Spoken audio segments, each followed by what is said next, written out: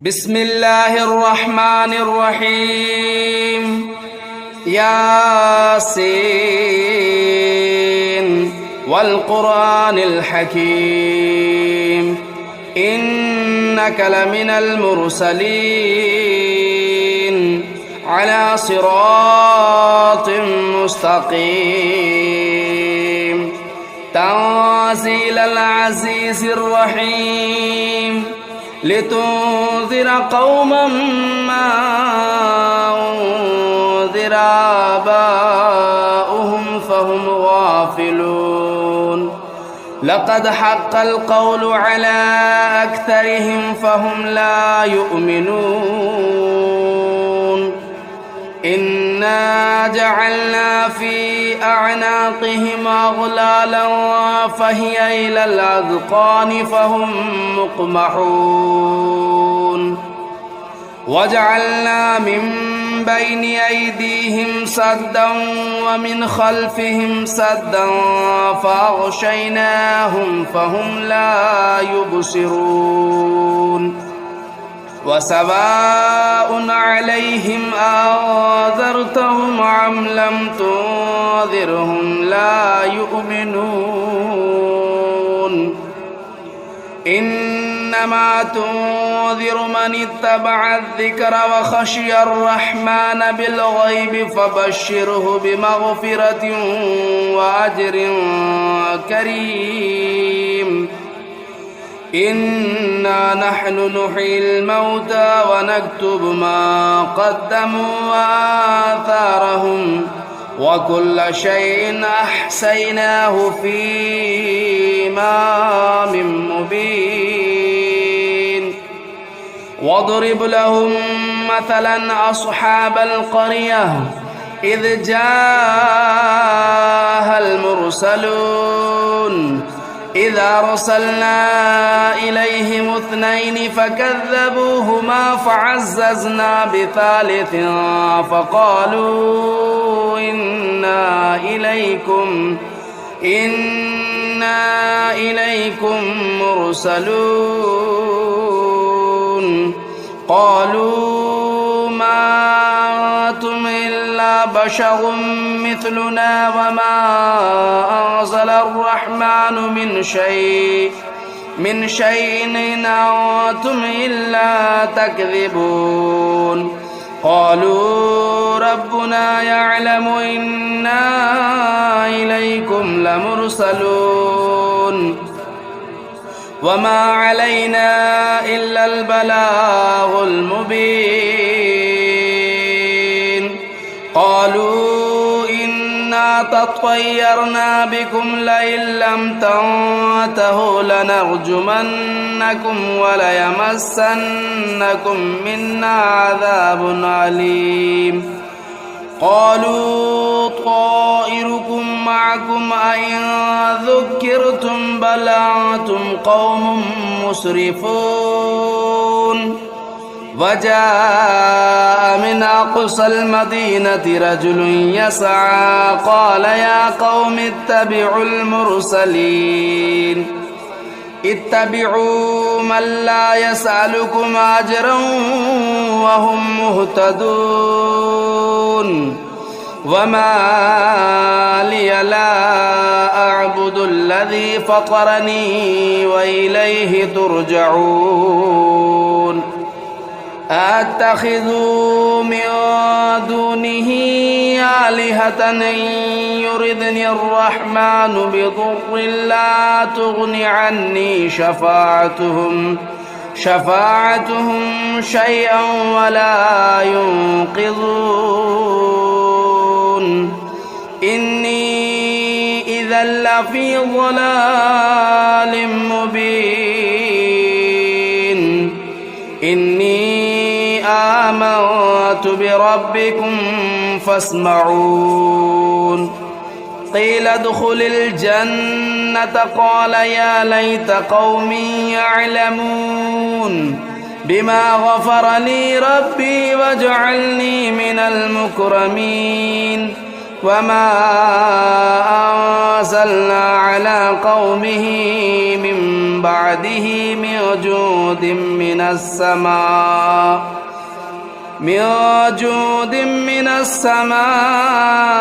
وما كنا منزلين إن كانت إلا صيحة واحدة فإذا هم خامدون يا حسرة على العباد ما يأتيهم من رسول إلا كانوا به يستهزئون ألم يروا كم أهلكنا قبلهم من القرون أنهم إليهم لا يرجعون وإن كل لما جميع لدينا محضرون وآية لهم الأرض الميتة أحييناها وأخرجنا منها حبا فمنه يأكلون وجعلنا فيها جنات من نخيل وأعناب وفجرنا فيها من العيون ليأكلوا من ثمره وما عملته أيديهم أفلا يشكرون سبحان الذي خلق الأزواج كلها مما تنبت الأرض ومن أنفسهم ومما لا يعلمون وآية لهم الليل نسلخ منه النهار فإذا هم مظلمون والشمس تجري لمستقر لها ذلك تقدير العزيز العليم والقمر قدرناه منازل حتى عاد كالعرجون القديم لا الشمس ينبغي لها أن تدرك القمر ولا الليل سابق النهار وكل في فلك يسبحون وآية لهم أنا حملنا ذريتهم في الفلك المشحون وخلقنا لهم من مثله ما يركبون وإن نشأ نغرقهم فلا صريخ لهم ولا هم ينقذون إلا رحمة منا ومتاعا إلى حين وإذا قيل لهم اتقوا ما بين أيديكم وما خلفكم لعلكم ترحمون وما تأتيهم من آية من آيات ربهم إلا كانوا عنها معرضين وإذا قيل لهم أنفقوا مما رزقكم الله قال الذين كفروا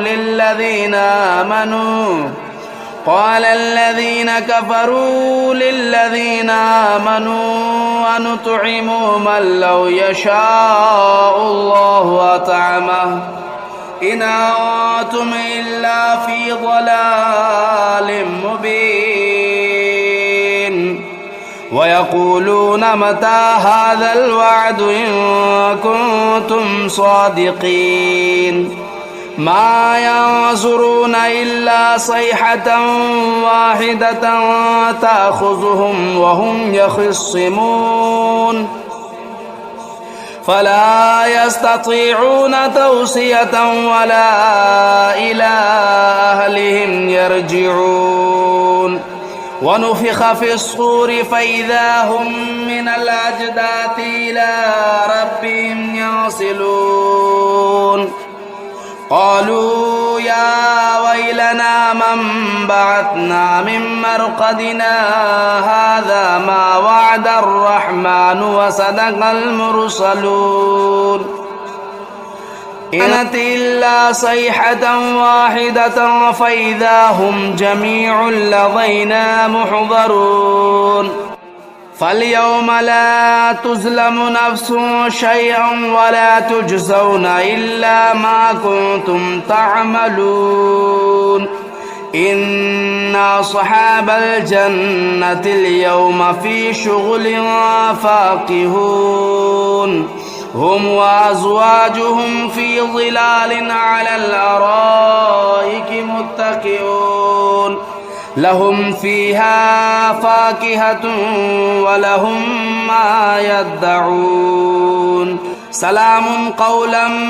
من رب رحيم وامتازوا اليوم أيها المجرمون ألم أعهد إليكم يا بني آدم ألا تعبدوا الشيطان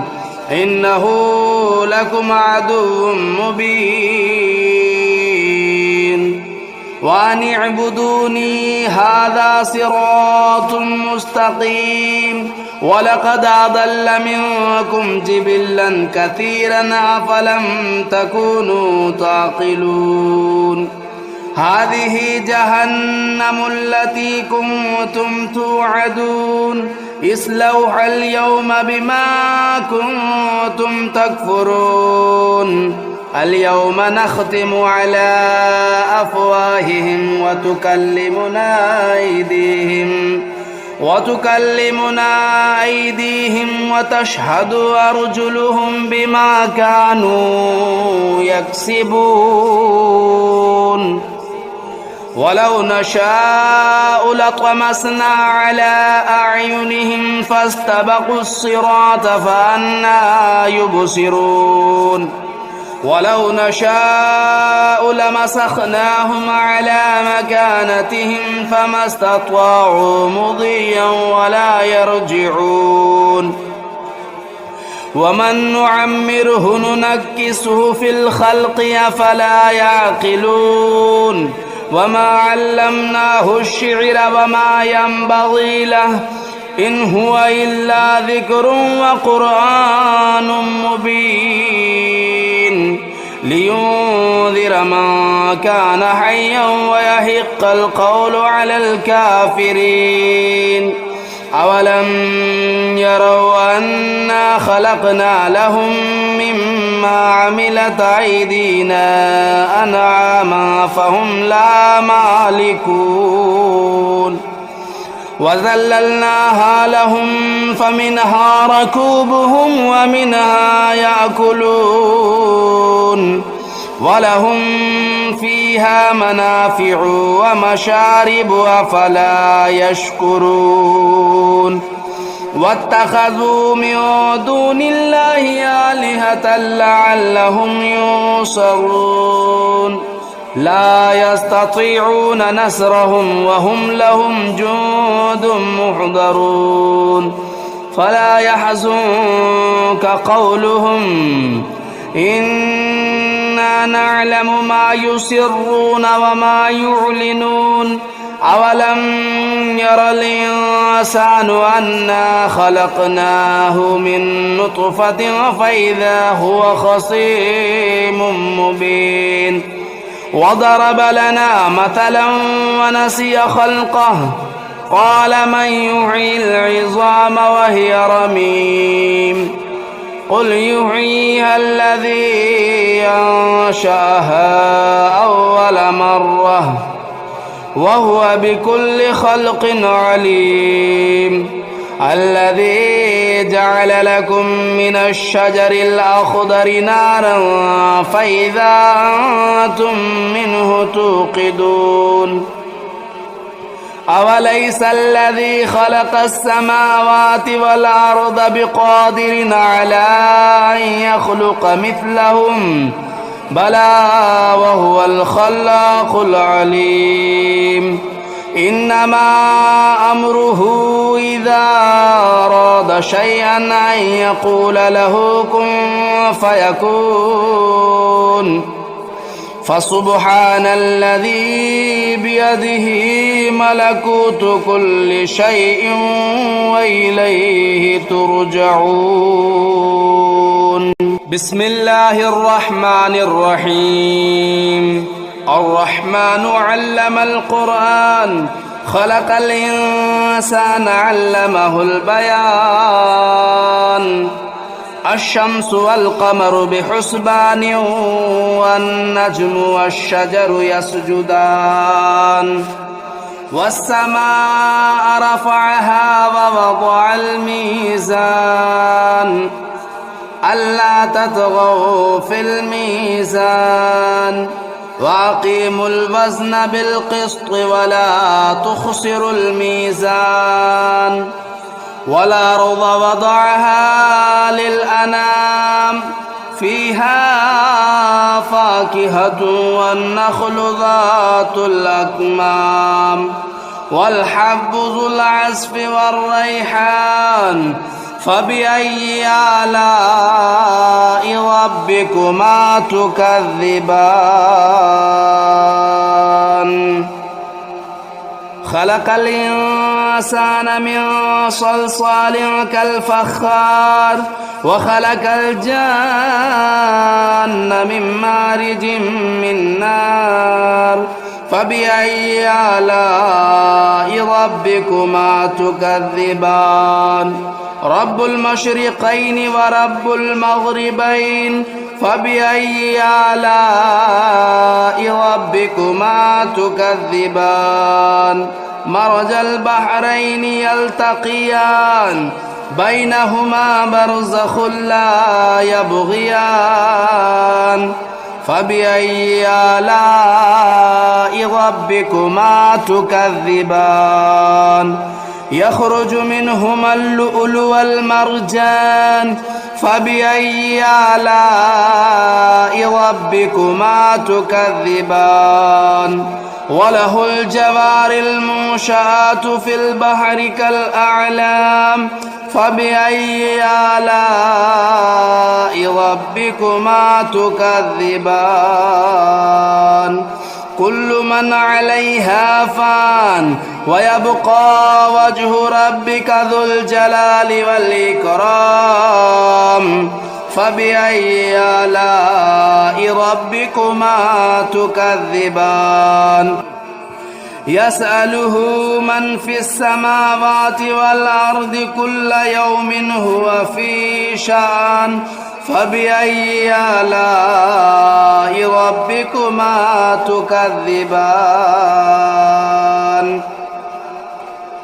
سنفرغ لكم أيها الثقلان فبأي آلاء ربكما تكذبان يا معشر الجن والإنس إن استطعتم أن تنفذوا من أقطار السماوات والأرض فانفذوا لا تنفذون إلا بسلطان فبأي آلاء ربكما تكذبان يرسل عليكما شواظ من نار ونحاس فلا تنتصران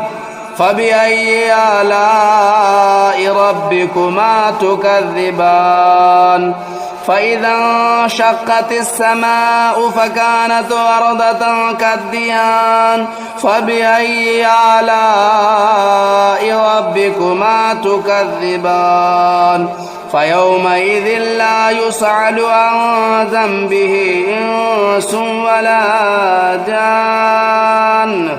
فبأي آلاء ربكما تكذبان يعرف المجرمون بسيماهم فيؤخذوا بالنواصي والأقدام فبأي آلاء ربكما تكذبان هذه جهنم التي يكذب بها المجرمون يطوفون بينها وبين حميم آن فبأي آلاء ربكما تكذبان ولمن خاف مقام ربه جنتان فبأي آلاء ربكما تكذبان ذواتا أفنان فبأي آلاء ربكما تكذبان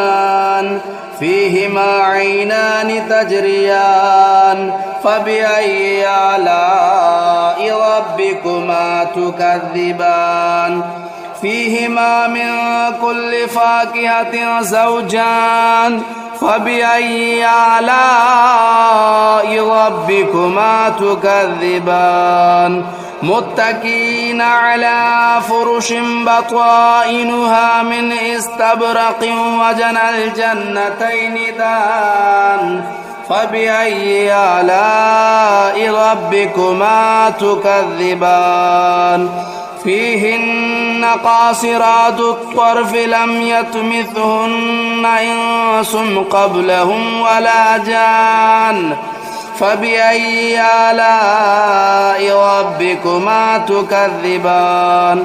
كأنهن الياقوت والمرجان فبأي آلاء ربكما تكذبان هل جزاء الإحسان إلا الإحسان فبأي آلاء ربكما تكذبان ومن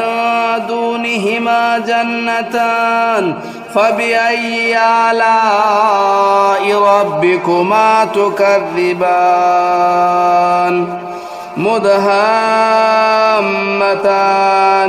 فبأي آلاء ربكما تكذبان فيهما عينان نضاختان فبأي آلاء ربكما تكذبان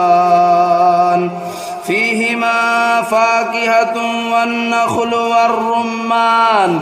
فبأي آلاء ربكما تكذبان فيهن خيرات حسان فبأي آلاء ربكما تكذبان حور مقصورات في الخيام فبأي آلاء ربكما تكذبان لم يطمثهن إنس قبلهم ولا جان فبأي آلاء ربكما تكذبان متكئين على رفرف خضر وبخري حسان فبأي آلاء ربكما تكذبان تبارك اسم ربك ذو الجلال والإكرام بسم الله الرحمن الرحيم ياسين والقرآن الحكيم إنك لمن المرسلين على صراط مستقيم تنزيل العزيز الرحيم لتنذر قوما ما أنذر آباؤهم فهم غافلون لقد حق القول على أكثرهم فهم لا يؤمنون إنا جعلنا في أعناقهم أغلالا فهي إلى الأذقان فهم مقمحون وجعلنا من بين أيديهم سدا ومن خلفهم سدا فأغشيناهم فهم لا يبصرون وسواء عليهم أنذرتهم أم لم تنذرهم لا يؤمنون إنما تنذر من اتبع الذكر وخشي الرحمن بالغيب فبشره بمغفرة وأجر كريم إنا نحن نحيي الموتى ونكتب ما قدموا وآثارهم وكل شيء أحصيناه في إمام مبين واضرب لهم مثلا أصحاب القرية إذ جاءها المرسلون إذ أرسلنا إليهم 2 فكذبوهما فعززنا بثالث فقالوا إنا إليكم مرسلون قالوا ما أنتم إلا بشر مثلنا وما أنزل الرحمن من شيء إن أنتم إلا تكذبون قالوا ربنا يعلم إنا إليكم لمرسلون وما علينا إلا البلاغ المبين قالوا إنا تطيرنا بكم لئن لم تنتهوا لنرجمنكم وليمسنكم منا عذاب عليم قالوا طائركم معكم أئن ذكرتم بل أنتم قوم مسرفون وجاء من أقصى المدينة رجل يسعى قال يا قوم اتبعوا المرسلين اتبعوا من لا يسألكم أجرا وهم مهتدون وما لي لا أعبد الذي فطرني وإليه ترجعون أتخذوا من دونه آلهة إن يردني الرحمن بضر لا تغن عني شفاعتهم شيئا ولا ينقذون إني إذا لفي ضلال مبين إني آمنت بربكم فاسمعون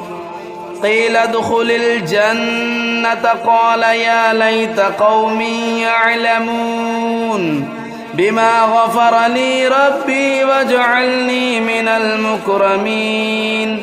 وما أنزلنا على قومه من بعده من جود من السماء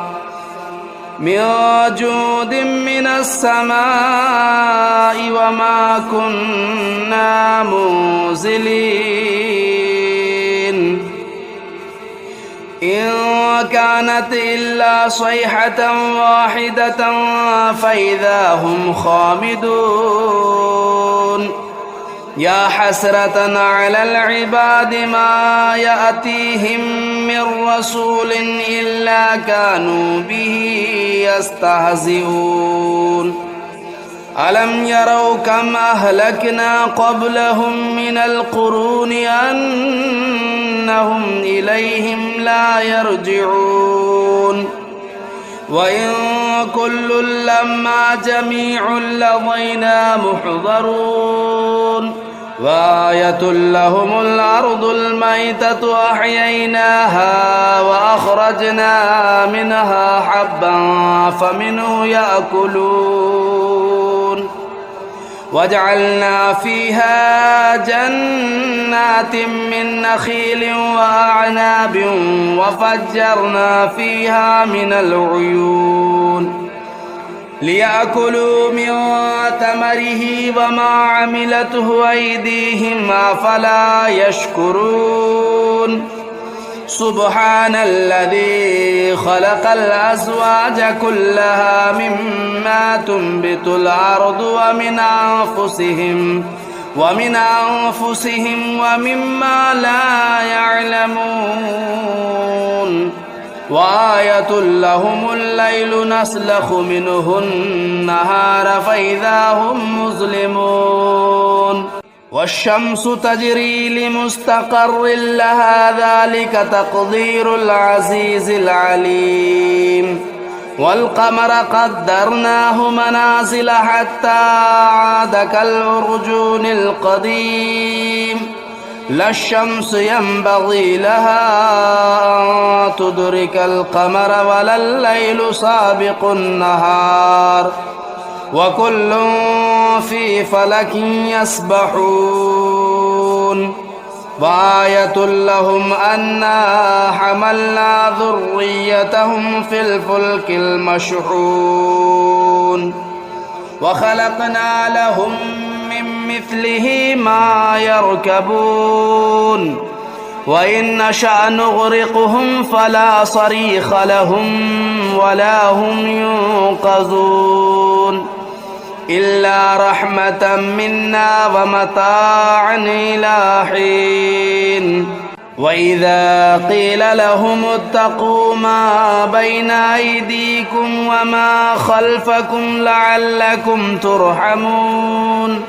وما تأتيهم من آية من آيات ربهم إلا كانوا عنها معرضين وإذا قيل لهم أنفقوا مما رزقكم الله قال الذين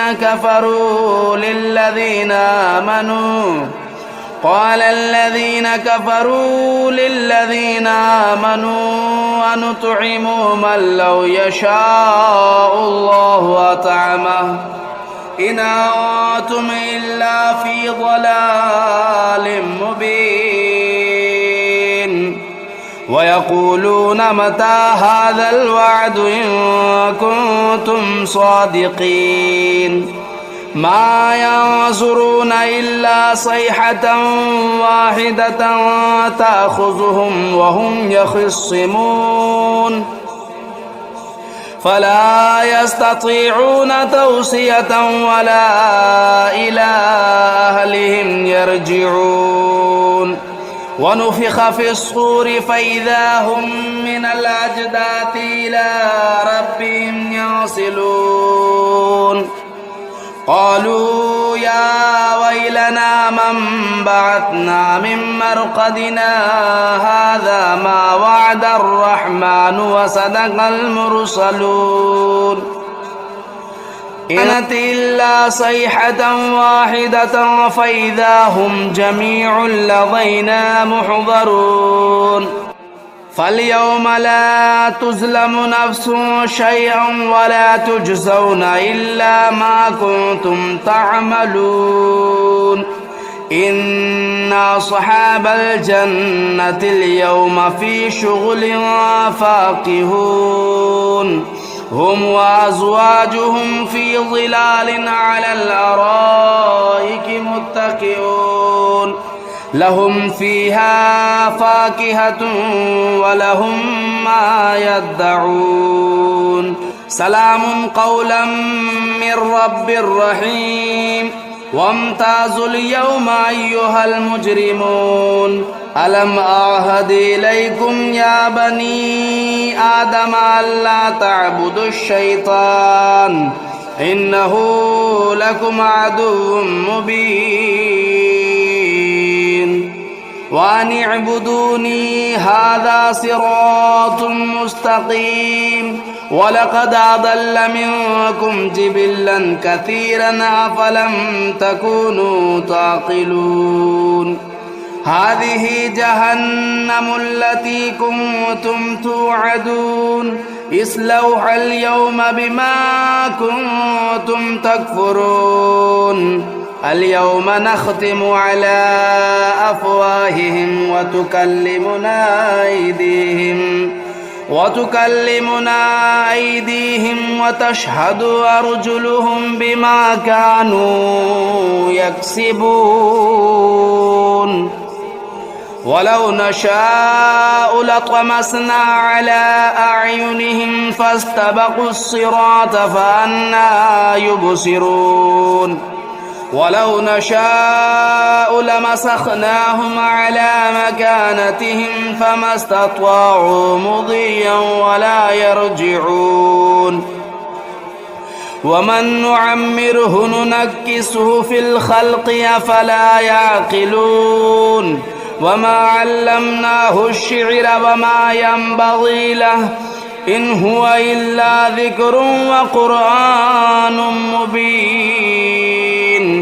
لينذر من كان حيا ويحق القول على الكافرين